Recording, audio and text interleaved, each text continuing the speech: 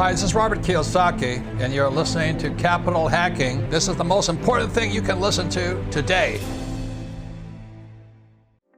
You know, it's terrible to interrupt the flow of your favorite podcast, Capital Hacking, with this pesky commercial, but let me do it anyway. Forgive me. That is right. We have to talk about the best event coming up in April. It's April 19th and 20th. It's Learn and Grow. It's that accountable equity investor community event open not only to our current investors, but to anyone who wants to see the power of an accredited investor community. It's going to be hosted at one of the beautiful accountable equity resorts called LBI National. It's near Renault Winery, actually. It's in New Jersey. We'd love for you to register and find out what everyone is talking about and why this type of investing, this type of mastermind community might be right for you. Check it out at accountableequity.com. Choose, learn, and grow. Thank you. Here's the one. I have a dream. With great power comes great responsibility. I could do this all day. This is it. Don't get scared now. They may take our lives, but they'll never take our freedom. Cinderella story out of nowhere. It's in the hole. That the only thing we have to fear is fear itself.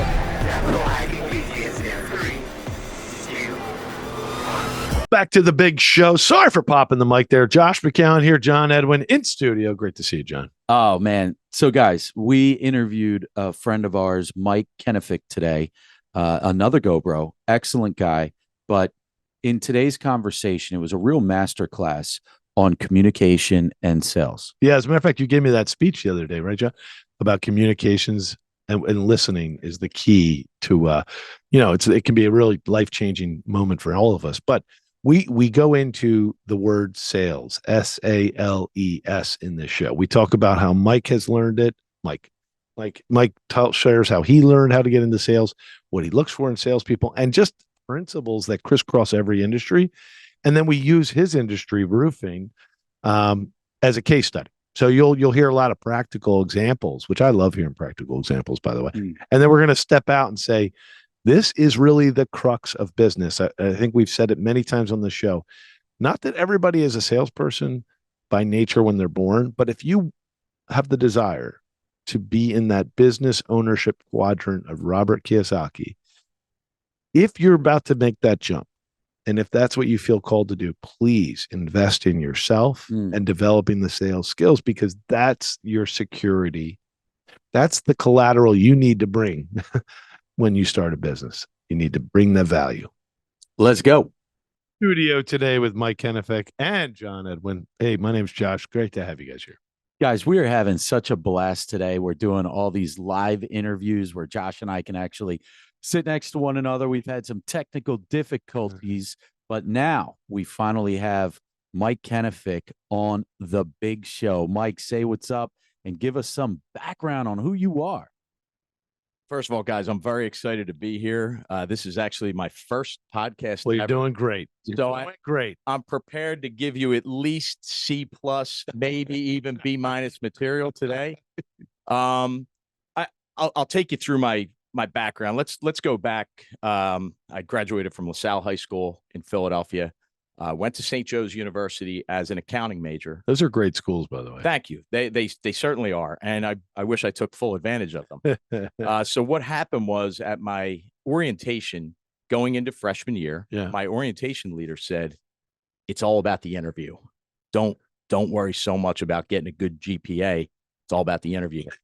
I said, that's your opening speech of college? This is during the summer before freshman year. And it's in your head to this day. It is in my head. And I said to myself, we're going to have a fun 4 years. So let's fast forward. I love that. My poor mom buys me 2 beautiful suits to interview. I was an accounting major. Unfortunately, I lied and I did not go on any interviews because I knew at having a 2-1, it's probably not going to happen for me.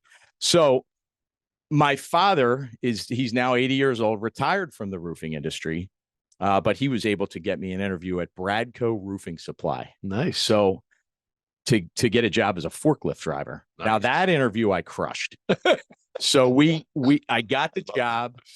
We we're driving a forklift, we're driving a siding van, making deliveries, advance to inside sales, get into outside sales. And finally, after working for an independent rep for about 7 years, I decided that I was going to take on trying to start my own business as an independent rep.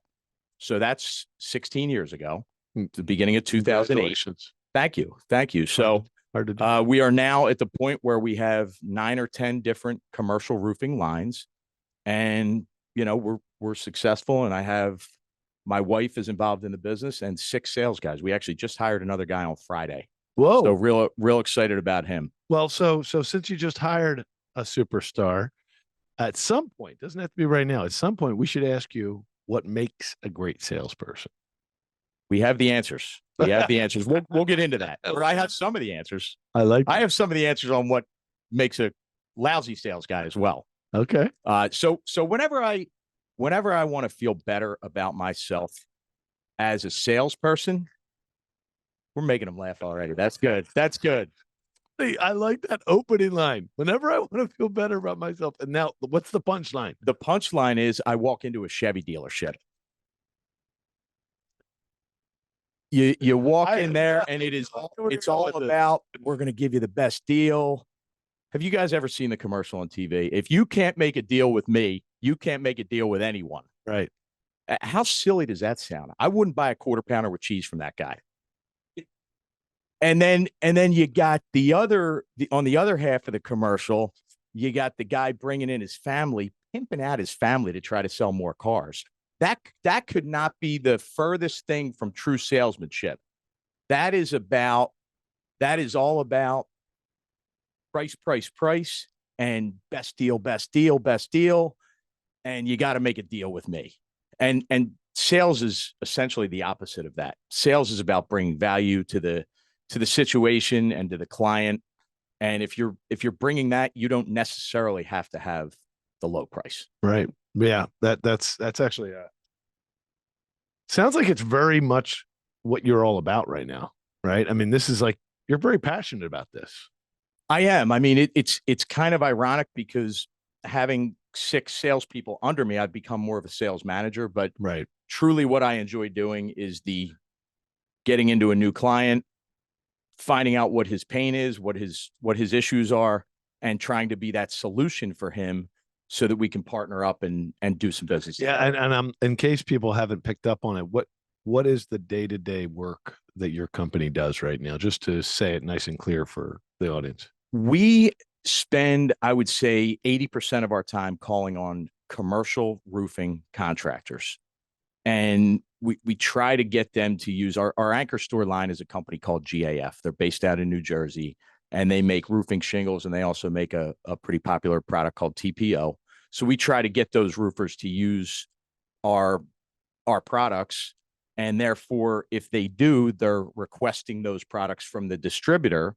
And then the secondary part of what we do is we attempt to call on architects. Mm-hmm. And if architects write GAF or any of our other lines into the specification, then we're going to win because the spec says that you have to use the GAF product. Right. Or equal. And there's something called basis of design, where if you get the basis of design, the roofer is a lot less likely to try to switch the manufacturer on you. Okay. So that being said, it's a very specialized industry you're in compared to most of the listeners. Correct. So what we want to do, and I know you came prepared today, is to dig in on something that every business does. And you even argue every person needs to get better at. Yes. Sales. I mean, think of it. A little baby, when he's hungry, the little baby wants his bottle. He's got to do something. All he knows how to do, he or she knows how to do, is cry.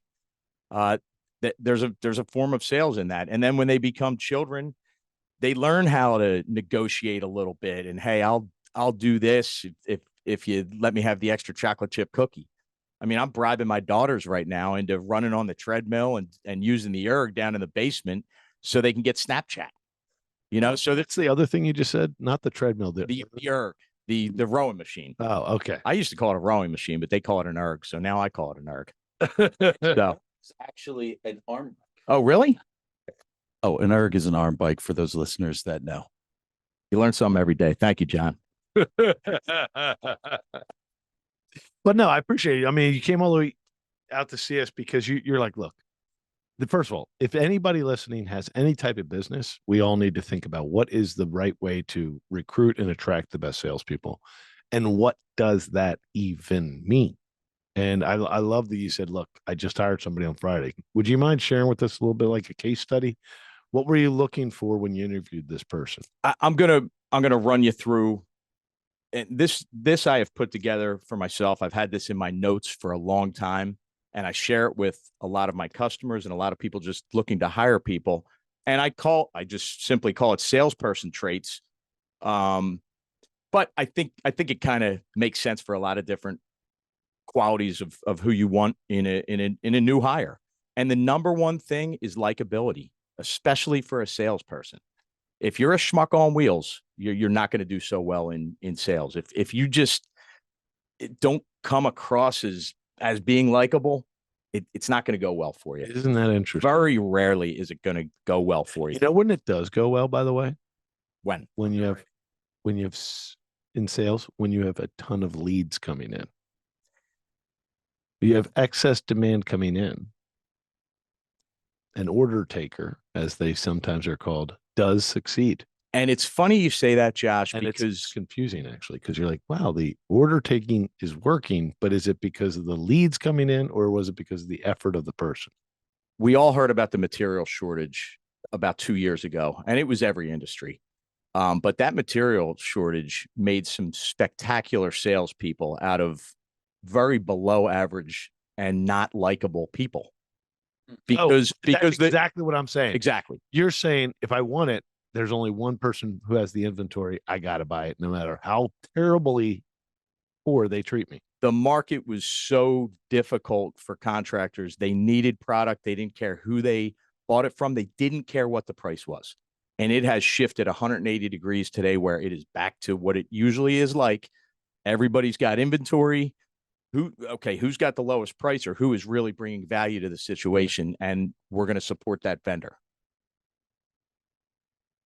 Yeah. So hand us over some of these goodies. What are the traits that our listeners can take and they can say, man, this is how I should be communicating with my customers?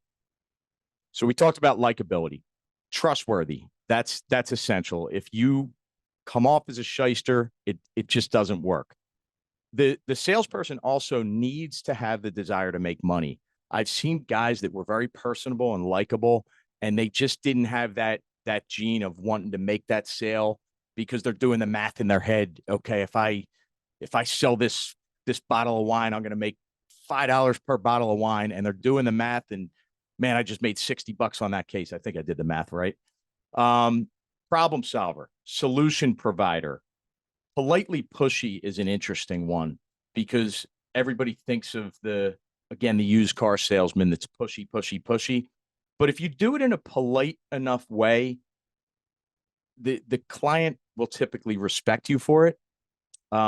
Competitive in nature. I believe that a lot of ex-athletes really do well with sales, because they're dying to get after their athletic career ends, whenever that may be, they're dying to get their competitive juices into something new and different. Deal maker or compromiser. We talked about compromising with the kids. You don't have to give the store away. You can even as a salesperson, you can ask for something more in the deal and be successful. Homework doer and creator, and we're going to talk about homework creating later on, but when you're in that sales call or in that meeting, this is very interesting. You're pushing for things that you can follow up on, so that it's going to give you a chance to shine. So that when I come out of this meeting with John Edwin, and I've got 5 things I got to get done, I better damn well get those things done. A, because I said I was going to, and B, because it's going to impress the heck out of you. So that's an important one. Where I've never heard anybody say it before, and I'm going to give you a ton of credit. It's a very smart point. Your point, for everybody who missed it, is if you're in a meeting and you really, really, it didn't close. Whatever it is, it's an incremental sale. It's not going to close in one day.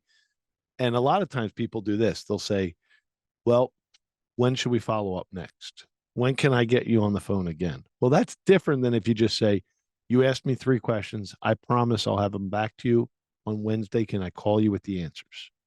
That would be a way more compelling confirmation of a callback than the other thing that I see happen all the time, which is the second best option, which is, it was great meeting with you today. When can we follow up? And That's the second best way to do it. It's not as compelling. Agree. And the third way is hoping it works out, which is the normal sales way, right? You and I finally sit down at a table. We finally went over the needs. And then the salesperson's like, well, I did my job, close the book, and leave with no real follow-up ever scheduled or planned. Then that's the worst way, but that's the normal way, I think. Hoping's not a real, hoping is not on this list, put it that way. So where were we here? Okay. Homework doer and creator. Aggressive yet patient is another one. Creativity is big. Connector of people. Oh, that's so smart. That is another one that, hey, and in my line of sales, it is a lot of relationship based businesses. So if you can connect a roofer that's a little bit better at doing metal than he is at doing the TPO, you connect those 2 folks and you have 2 friends that now want to buy from you. So that's a good one. Follow-upper is an obvious one. Hardworking, organized. Listening skills I have probably a little bit too low on the list, but ask questions and let the client run out of air. Let them do the talking, and take notes and do your follow-up based on that. Definitely. And then I have, just general product knowledge, and technical product knowledge is also something that I love that it's last. Technical product knowledge is like listen, this means you're really good at knowing XYZ about the product. It is important, but it's last. I really do. I think, forgive me, I'm adding to your story, but listening up front, picking up what makes them decide yes or no is actually number 1. Letting them have every answer to their technical details is the last thing. You'll get to it, but it's not going to ever convince anyone or persuade them. In a scenario like ours, where we are relationship based, when you get to the point where you're doing projects with the contractors, the technical knowledge actually becomes more important. But as far as getting in the door, never the case. Exactly. So now, John, I want John to be able to ask you any question he has. Since you're an expert on sales, you're now a world famous public speaker, podcaster on sales. Tell us what you look for and be precise between an outside salesperson and an inside salesperson. Brief definitions of each, and what are you looking for? What's the difference? They are very different positions. Tell us what they are, but for those who don't know. And I think that I keep going back to the car analogy, but part of the reason that car salespeople aren't great salespeople, I think of salespeople as outside salespeople, is because the people are walking in the door. Correct. Inside sales, you're walking in the door, you need something. So the inside salesperson that technical product knowledge is more at the top of the list. They're typically not going to be the go-getter or the desire to make money type of person that an outside sales guy is going to be. You look at some of these, items on the top of the list: the problem solver, the solution provider. You need that with everything. But go to old outside sale. Okay, so you just poo-pooed on inside sale for a minute there, and you seem to have said the holy grail is being good at outside sales. Okay, talk more about that for just 1 minute, because every business needs some outside sales to grow. So what are you looking for in a person, and what do you expect them to do day 1 and day 30? Well, that is where you get into really, I thought about naming my company with the word value in it, because I want all my outside sales guys, excuse me, to give value first. When you bring the value up front, and it comes in many ways. It can be is the commodity sales guy who brings in donuts every Friday to the office. That's not the best kind of value.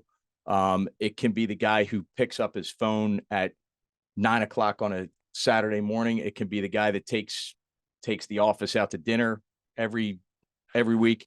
It comes in a lot of different ways, but when you add the value first to the situation, you rarely have to have the absolute lowest price. You can get a little bit more for your product when you're delivering value. Yeah. And look, the first value can be immediate answering the phone, immediate response, and an early stage connection. So if you're an outside salesperson, try to do something like that immediately. Yeah, and it's funny that you mentioned creating value, because that was something I was actually about to talk about, Mike. When I was running a personal training business, it's like looking at a building. I built this value that was so much higher than my price, and my price was not the cheapest. I was always probably more expensive than most, but the value that my clients were getting, they couldn't get elsewhere. And when my client called me on the phone, I made them feel like they were my only client, that they were the most important client. And when we were one-on-one each session, you're only as valuable as your last session. It doesn't matter if you had 500 prior to that. So really, this podcast is super important, not just for people looking to be in sales, but for those who are looking to continue to build businesses. Because when you build yourself enough value, and if you're willing to serve through that, and even do it sometimes at no charge, you become an invaluable person. And then that connector that you're talking about, Mike, with connecting one person to someone else, that also makes you completely invaluable, because they wouldn't have had that happen without you. And then grabbing these warm leads that you're getting from the different clients you're working with also creates a huge amount of value for you and for them. And it sounds like you're building a community of clients that you can continue to work with. And so the next question that comes to mind is, with your salespeople, what does the sales process look like, and how long is that? It's a pretty general question, and it's a difficult question, because we sell some commodity items, but we sell mostly roofing systems, and in new construction, that process takes longer. With re-roofing, it sometimes is a 6 to 8 week process. And there are also times where roofers already have the job. They know that they're going to price it out to 3 different manufacturers, and you have 1 day. So there's a series of different time lengths that it can take.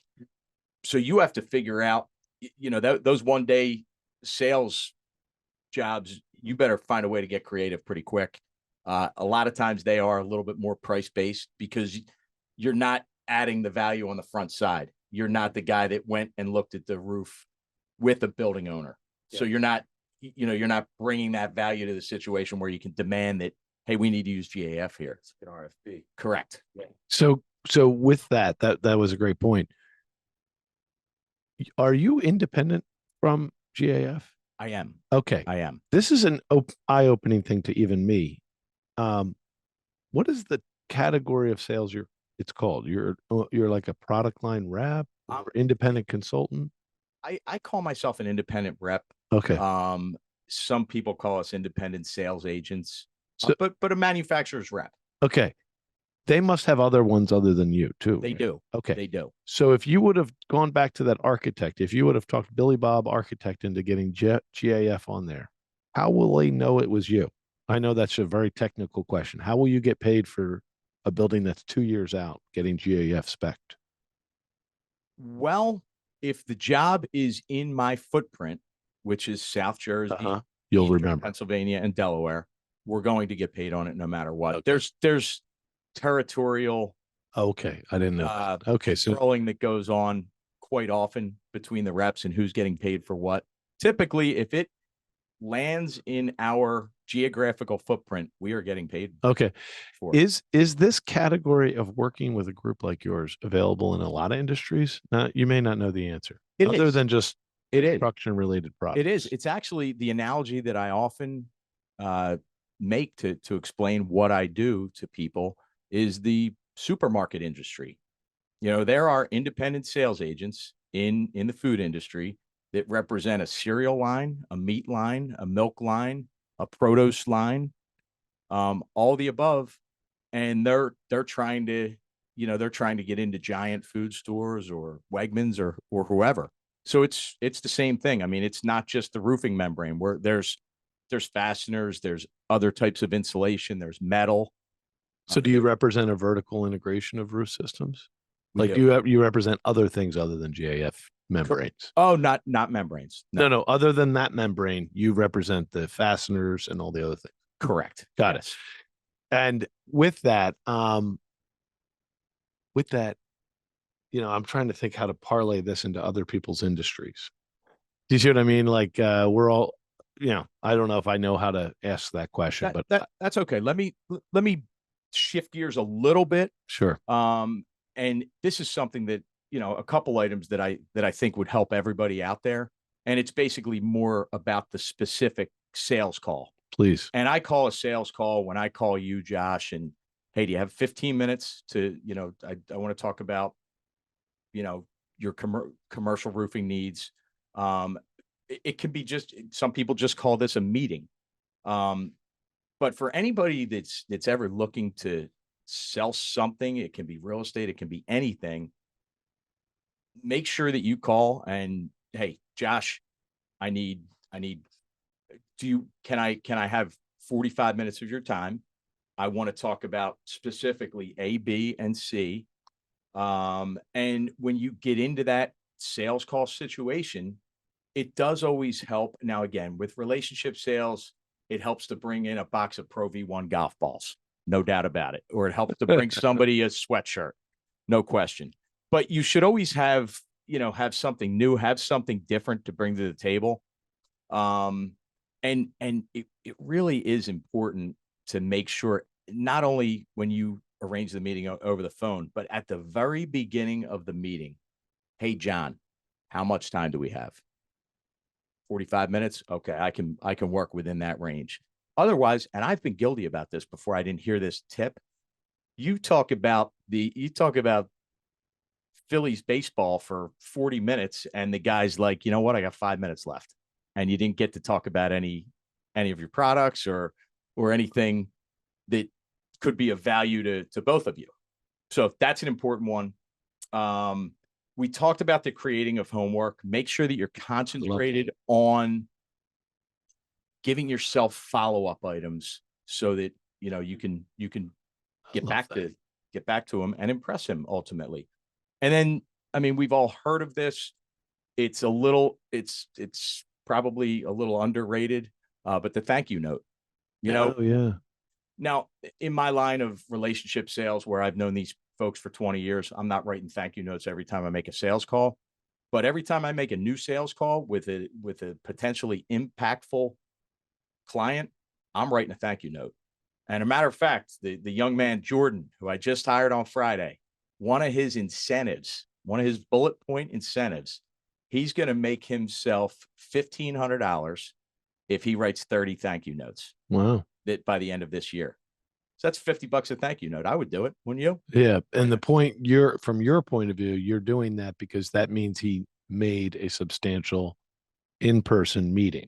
So in a way, you're reverse engineering it and saying, I want 30 substantial meetings. Would that deserve a thank you note? Absolutely. And they're also going to be easier for a young guy getting started because he hasn't known everybody for 8 years. Right. He's not an old guy. Well, let's talk about that. How did you get somebody into this industry? How do you find salespeople? And how do I find salespeople? Are they from the exact industry it is extremely difficult. I've had some successes and I've certainly had some failures. Typically they are from the industry, but like anything else, if you want the rock star, if you want the big free agent on the market, you gotta pay the big free agent on the market big money. So with Jordan, we got lucky. He was looking to advance his career. He was working for a metal company, so he was only selling one item, wanted the chance to be able to get out there and sell some different products, and advance himself. And it's going to work out well for everybody. And the last very precise question, because we think about this all the time with our sales. Let's just use a round number. $100,000 is what we hope this person is going to earn in a year. That's what they want to earn. Mm-hmm. How much of that is base and how much of that is commission? Here's what I like to do with new salespeople. Now I'm not going to be able to share this with my team, but that's okay. I'll share it with some other people. So I like to keep the base pretty high. I would say maybe 75 to 80% of their total goal compensation. And again, I like to put bullet points. This is what I want to see you doing for the next 10 months. If you can accomplish these 10 or 12 bullet points, then you're going to make $125,000 or $120,000. They're all worth, $1,500 or $2,000, depending on the importance. And then once that first year happens, we sit down again and we try to create a simpler compensation package for everybody, so that I don't have to keep track of, did he write his 29th thank you note yet? Or, you want to. So it's interesting. What you're saying is not just a straight line. You make the sale, you get the commission. It eventually becomes that. Yeah. It eventually becomes that. But in the beginning. So you're willing to invest in Billy Bob for a whole year with really your what I'm hearing you say is paying for leading indicators rather than close sales. Like, are you willing to build a compensation package to build leading indicators as a way to show some value before a sale happens? Yes, because there are too many roofing contractors right now that we are not doing a good enough job calling on. So I have a need, just by putting young Jordan in this situation where XYZ Roofing hasn't seen anybody from KSA in 4 months. That's unacceptable. So Jordan's going to fix that. Got it.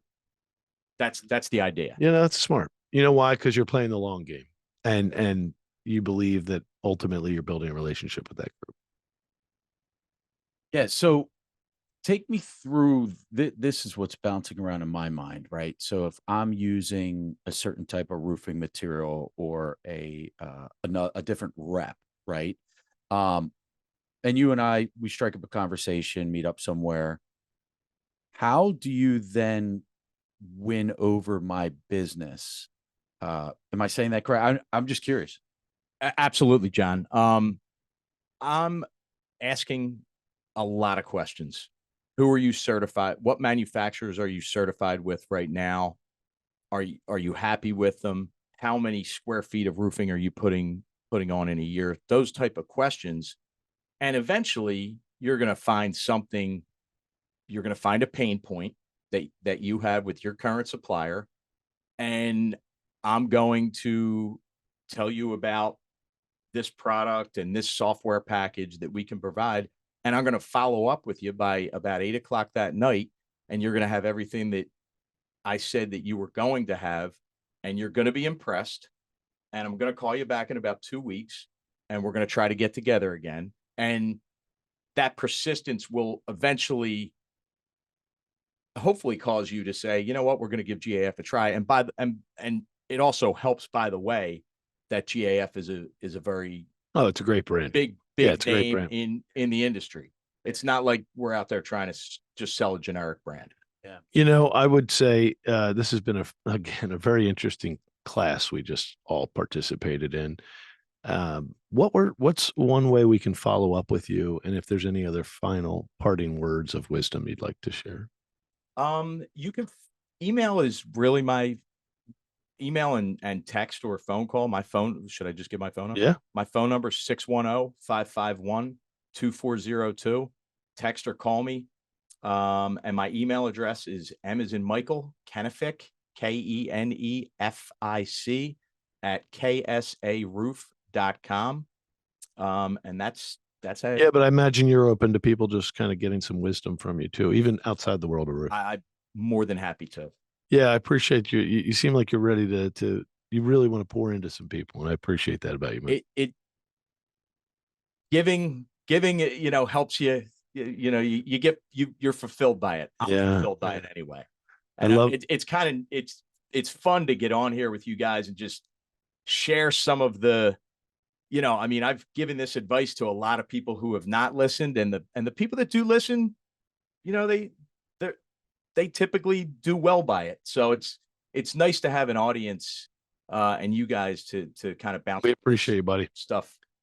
You're the man. Thank you, Josh. Thanks, John.